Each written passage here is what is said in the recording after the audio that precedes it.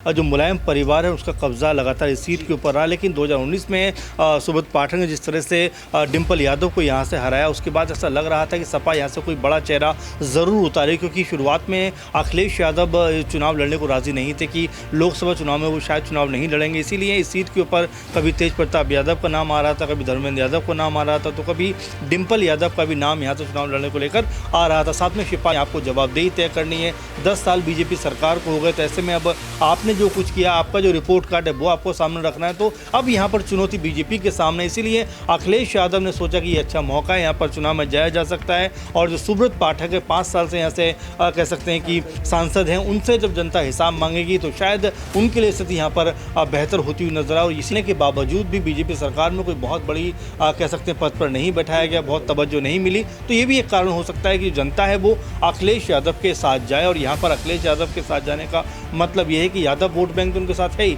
अगर ब्राह्मण वोट भी उनको मिल जाता है तो यहाँ पर अखिलेश यादव की जो जीत है अक्षय, वो कहीं ना कहीं एक तरीके से सुनिश्चित होती हुई नजर आ सकती है। अच्छा मंजी, नमस्कार, SPN 9 न्यूज आप देख रही हैं, आपके साथ मैं हूं अक्षय अग्रवाल। स्वागत है तमाम दर्शकों का इस खास पेशकश में 2024 का चौकीदार कौन। 2024 इस साल की पहचान है देश की 18वीं लोकसभा के आम चुनाव, जो 7 चरणों में जारी हैं, जिसके बाद आज यानी कि 13 मई सोमवार के दिन इस लोकसभा के आम चुनावों के चौथे चरण का मतदान चल रहा है। ऐसे में बात की जाए देश की सबसे ज्यादा लोकसभा सीटों वाले राज्य उत्तर प्रदेश की, तो सूबे की आज 13 सीटों पर वोटिंग होने वाली है। और जिन 13 सीटों पर वोटिंग हो रही है उन पर SPN 9 न्यूज की टीम लगातार ही बेहद ही बारीकी से नजर भी रखे हुए है। और तमाम दर्शकों से अपील है कि अपने अपने संसदीय क्षेत्र में जाकर के अपनी भागीदारी लोकतंत्र में मतदान के रूप में जरूर अदा करें। इस बीच बात की जाए अगर कन्नौज की, क्योंकि कन्नौज इन 13 सीटों में मुख्य यहां सबसे आगे आ रहा है। कारण है उसका यहां पर जो वो सपा का गढ़ रही है। जिस तरीके से अगर देखा जाए कन्नौज संसदीय क्षेत्र लगभग 2 दशक तक समाजवादी पार्टी का गढ़ रही है। समाजवादी पार्टी के संस्थापक स्वर्गीय मुलायम सिंह यादव, उसके बाद बड़े बेटे अखिलेश यादव, बड़ी बहू डिम्पल यादव, तीनों ही सदस्य यहां से चुनकर के सदन पहुंचे। लेकिन 2019 के आम चुनावों में मोदी और उत्तर प्रदेश की योगी लहर के आगे डिम्पल यादव इस बार बेबस नजर आई और बीजेपी के प्रत्याशी रहे सुब्रत पाठक ने 2014 की उस चुनावी जंग का बदला लेते हुए डिम्पल यादव को हरा दिया था। लेकिन एक बार फिर से अब यहां अखिलेश यादव लौट आए हैं। अखिलेश यादव ने भी 2 बार यहां से लोकसभा का चुनाव लड़ा और जीत हासिल की है। लेकिन अब फिर 2024 के इनाम चुनावों में कन्नौज से एक और कहें तो पारिवारिक सीट यहां पर सपा संस्थापक मुलायम सिंह यादव की यह है। यादव परिवार की पारिवारिक सीट कन्नौज, और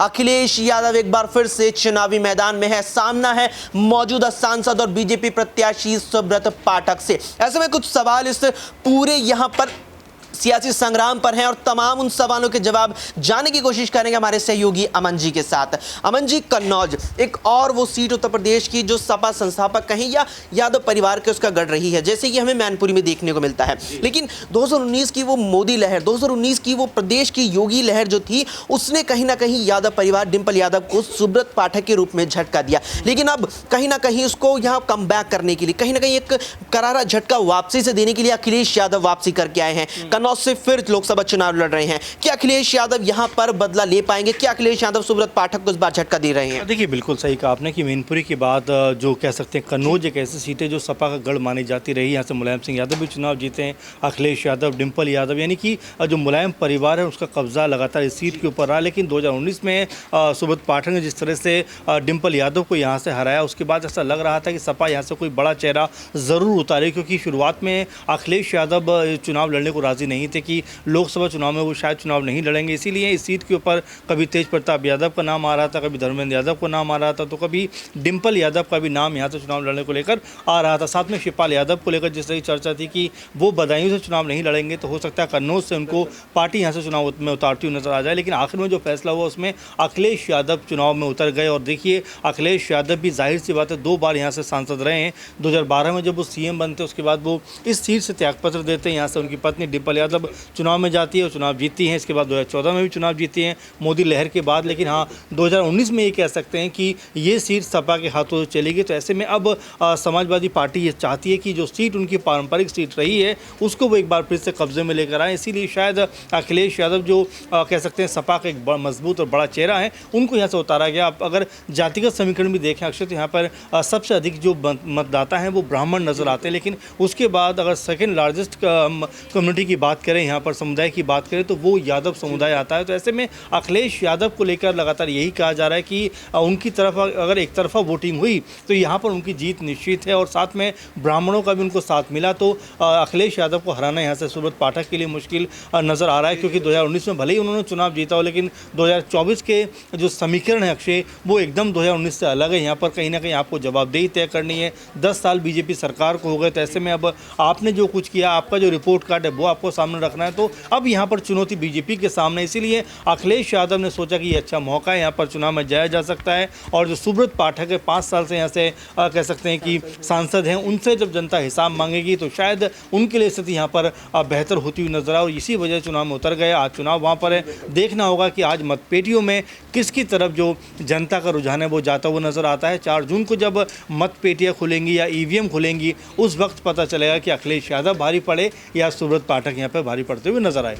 अच्छा मंजी, आपने यहाँ पर जातीय समीकरण का जिक्र किया। ब्राह्मण समुदाय सबसे शीर्ष पर है, सबसे ज्यादा आबादी है, उसके बाद यहाँ पर यादव समुदाय की आबादी है। और 2014 से अगर देखा जाए, मुख्य जो प्रतिद्वंदी थे डिंपल और सुब्रत पाठक ही नहीं है। एक बार यादव समुदाय कहा जाए भारी पड़ा, या कहें कि यादव समुदाय से आने वाली नेत्री डिंपल 14 में भारी पड़ी, तो ब्राह्मण समुदाय से आने वाले यहाँ पर सुब्रत पाठक 19 में भारी पड़ी। अब जो जातीय समीकरण है, क्या अखिलेश यादव के आने से, अगर ये चीज मान ली जाए कि 2012 से 19 तक 7 साल तक डिंपल यादव सांसद रही और खुद यादव समुदाय अगर एक बार को उनके काम से संतुष्ट नहीं था और उसने भी सुब्रत पाठक का समर्थन किया, तो क्या अब जाकर के अखिलेश यादव के साथ साथ जो ब्राह्मण समुदाय है उस वोट बैंक में भी सेंधमारी करने में कामयाब? देखिए, बिल्कुल, और जाहिर सी बात है कि जब मुलायम सिंह यादव यहाँ सांसद थे, सीएम बने, उसके बाद अखिलेश यादव को यहाँ चुनाव लड़ाया गया, तो एक इमोशनल कहने की कनेक्टिविटी जो यादव परिवार है उसकी रही है। और यही बात को लेकर अखिलेश यादव जो है चुनाव में गए हैं और लगातार लोगों से अपील की है कि मेरे पिता यहाँ से चुनाव लड़े हैं, मैंने चुनाव लड़ा है, मेरी पत्नी यहाँ चुनाव लड़ी हैं। ऐसे में जनता के साथ में अपना जो इमोशनल कनेक्टिविटी है वो बिठाने का प्रयास करें। आपने सही कहा कि यहाँ पर बहुत ब्राह्मण जो हैं वो शायद ज़्यादा हैं सबसे, अगर जाति समीकरण की बात करें, लेकिन उसके बावजूद भी यादव परिवार के पास ये सीट रही है। तो एक इमोशनल जो कह सकते हैं कि एक अटैचमेंट होता है वो यादव परिवार के साथ में रहा है जनता का जो कन्नौज के। तो ऐसे में एक बार फिर अगर वो कह सकते हैं अखिलेश यादव के लिए अगर वो प्यार उमड़ा,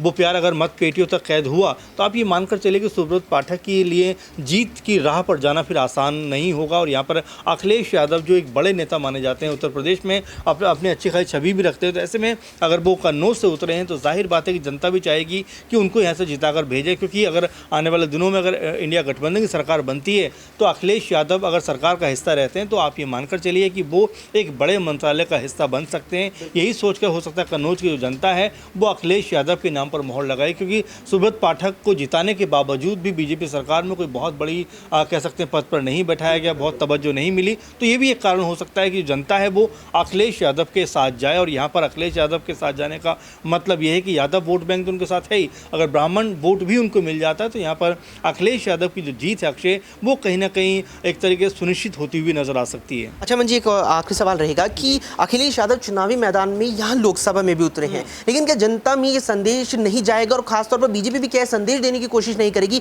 कि विधानसभा चुनाव आते हैं तो लोकसभा का यहाँ छोड़ करके विधानसभा लड़ते हैं, लोकसभा चुनाव आते हैं तो विधानसभा छोड़ करके लोकसभा लड़ते हैं, यानी कि कुल मिलाकर के अपना कार्यकाल पूरा नहीं करते अखिलेश यादव, सभी चुनाव लड़ने को रहते हैं कि मैं आगे रहूं। तो कैसे एक नकारात्मक संदेश सपा और उनके प्रति नहीं जाएगा? जाहिर सी बात है अक्षय, क्योंकि अब अखिलेश यादव एक बड़े लेवल के नेता हो गए, उनको अब समझना पड़ेगा कि उनको क्या राजनीति करनी है, विधायक बनकर आगे बढ़ना है, सांसद बनकर आगे बढ़ना है, केंद्र की राजनीति में जाना है, या फिर एक तरीके से कहें कि जो राज्य की राजनीति है वहाँ पर सीमित रहना। तो तमाम ऐसे अब चीज़ें हैं जो लगातार कहीं ना कहीं अब अखिलेश यादव को समझनी पड़ेगी। आपने सही कहा कि आजमगढ़ में वो दिनेश लाल यादव निरहुआ को एक बड़े अंतर से हराते हैं, लेकिन वहाँ से इस्तीफा देकर फिर दोबारा सांसद जो विधायक बन जाते हैं, वहाँ से फिर निरहुआ चुनाव जीत जाते हैं। तो यहाँ पर अगर अखिलेश यादव ने अपनी राजनीति को नहीं समझा, नहीं संभाला, तो बिल्कुल आपने सही कहा, कभी विधायक, कभी सांसद, कभी विधायक, कभी सांसद, इससे उनका भला नहीं होने वाला है। उनको अब तय करना पड़ेगा कि मुख्यमंत्री बनना है आने वाले दिनों में उनका लक्ष्य, या फिर जो कह सकते हैं केंद्र की राजनीति है